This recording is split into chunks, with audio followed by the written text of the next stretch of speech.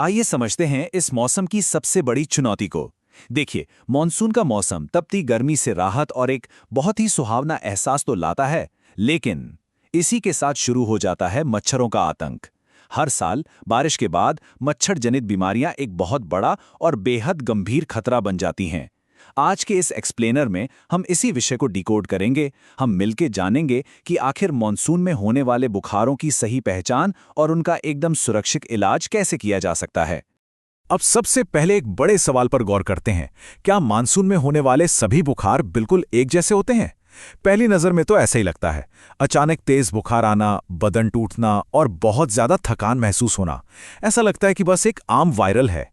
लेकिन अगर हम विज्ञान और चिकित्सा के नजरिए से इसे थोड़ा करीब से देखें, तो हर बीमारी शरीर में कुछ बहुत ही खास सुराग छोड़ती है और इन्हीं सुरागों से इनकी बिल्कुल सटीक पहचान की जा सकती है। तो चलिए आज के इस चर्चा के रोड मैप पर एक नजर डालते हैं। सबसे पहले हम मानसूनी बीमारियों को समझेंगे, फिर लक्षणों के बारीक अंतरों को डिकोड करेंगे, जरूरी ब्लड टेस्ट्स के बारे में जानेंगे और अंत में घरेलू देखभाल और सावधानियों पर बात करेंगे। शुरुआत करते हैं हमारे पहले भाग से। नंबर 1, मॉनसून की बीमारियां और मच्छरों का मंडराता हुआ खतरा। ब्रेक बोन फीवर या कहें हड्डी तोड़ बुखार। सच कहूं तो ये नाम सुनकर ही सिहरन होने लगती है ना? असल में ये डेंगू बुखार का ही खौफनाक निकनेम है। इसे ये नाम इसलिए दिया गया है क्योंकि इसमें हड्डियों और जोड़ों में इतना भयंकर और असहनीय दर्द होता है, मानो शरीर की हड्डियां सच में टूट रही हों। इसके साथ ही डेंगू में बुखार अचानक से 104 डिग्री फ़ारेनहाइट तक पहुंच सकता है। बारिश के मौसम में जगह जगह जमा हुआ पानी इन मच्छरों के लिए एक परफेक्ट ब्रीडिंग ग्राउंड बन जाता है। और ये डेंगू सच में शरीर को तोड़ देने वाली एक खतरनाक स्थिति है, जिसे बिल्कुल भी हल्के में नहीं लिया जा सकता। अब आते हैं दूसरे हिस्से पर, लक्षणों में बारीक अंतर, यानी बीमारी के सही सुराग कैसे पकड़ें। अगर हम इन तीनों बड़ी बीमारियों की आमने सामने तुलना करें तो सुराग बिल्कुल साफ दिखने लगते हैं। पहली बीमारी डेंगू को ही देखिए। बुखार अचानक और बहुत तेज होता है, लेकिन इसका सबसे बड़ा सुराग है आंखों के ठीक पीछे होने वाला दर्द और प्लेटलेट्स का तेजी से गिरना। साथ ही शरीर पर लाल चकत्ते भी आ जाते हैं। वहीं दूसरी बीमारी मलेरिया की कहानी एकदम अलग है। इसमें बुखार आने से पहले बहुत तेज ठंड लगती है, शरीर कांपने लगता है और जब बुखार उतरता है तो बहुत ज्यादा पसीना आता है। मलेरिया का बुखार अक्सर एक साइकिल या चक्र में आता है। और अब तीसरा, चिकनगुनिया। इसमें अचानक तेज बुखार तो आता है, लेकिन इसकी असली पहचान है जोड़ों का बेतहाशा दर्द और सूजन। ये दर्द इतना तेज होता है कि इंसान झुकने पर मजबूर हो जाता है और ये हफ्तों या महीनों तक बना रह सकता है। चलिए आगे बढ़ते हैं तीसरे हिस्से की ओर, जरूरी ब्लड टेस्ट, जो असली बीमारी की वैज्ञानिक पुष्टि करते हैं। देखिए, लक्षण हमें सुराग तो दे देते हैं, लेकिन असली अपराधी कौन है, इसकी वैज्ञानिक पुष्टि केवल एक डॉक्टर ही ब्लड टेस्ट के जरिए कर सकता है। सबसे पहला और बेसिक टेस्ट है सीबीसी, यानी कंप्लीट ब्लड काउंट। ये प्लेटलेट्स की संख्या और शरीर में इन्फेक्शन के लेवल यानी डब्ल्यूबीसी की जांच करता है। प्लेटलेट्स गिरने पर नजर रखने के लिए सीबीसी सबसे क्रूशियल टूल है। डेंगू के लिए खास तौर पर NS1 एंटीजन टेस्ट होता है, जो बुखार की शुरुआत ही 1 से 5 दिनों के अंदर किया जाता है, ताकि बीमारी शुरुआत में ही पकड़ में आ जाए। 7 दिन बाद IgM या IgG एंटीबॉडी टेस्ट किया जाता है।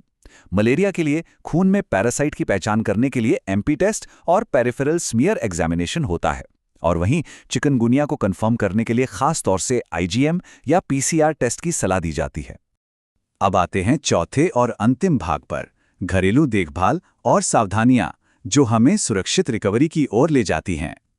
जब बीमारी की पहचान हो जाती है, तो चूंकि ये ज्यादातर वायरल बीमारियां हैं, इसलिए शरीर को पूरा आराम देना और सही पोषण ही रिकवरी का सबसे बड़ा हथियार होता है। यहाँ प्राकृतिक तरीके बहुत ही प्रभावी काम करते हैं। सबसे पहली और सबसे जरूरी चीज है हाइड्रेशन।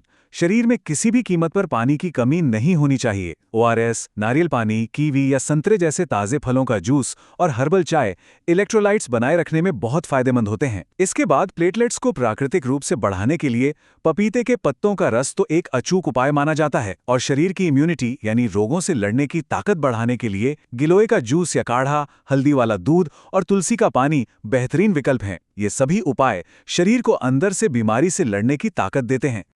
अब यहाँ थोड़ा ध्यान दीजिएगा, क्योंकि ये स्थिति असल में एक डेंजर जोन है। तेज बुखार कम करने के लिए केवल और केवल पैरासिटामोल का उपयोग करना ही सुरक्षित है, लेकिन बिना डॉक्टर की सलाह के एस्पिरिन या इब्यूप्रोफेन जैसी दवाएं लेना सच में जानलेवा हो सकता है। ये कोई छोटी बात नहीं है। इन दवाओं से शरीर में प्लेटलेट्स अचानक और तेजी से गिर सकते हैं, जिससे इंटरनल ब्लीडिंग या गंभीर रक्तस्राव का बहुत बड़ा खतरा पैदा हो जाता है।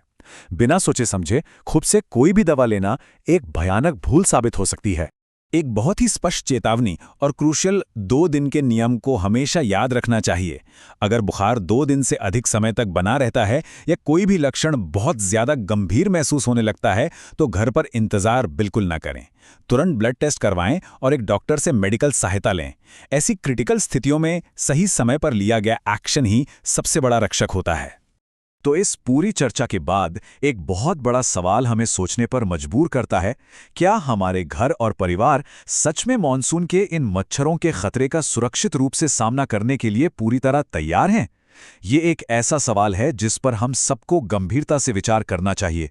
सही जानकारी और जागरूकता ही इन बीमारियों के खिलाफ हमारी सबसे मजबूत ढाल है। लक्षणों को पहचानना सीखें, सही समय पर जांच कराएं और सबसे जरूरी, इस मौसम में सुरक्षित रहें।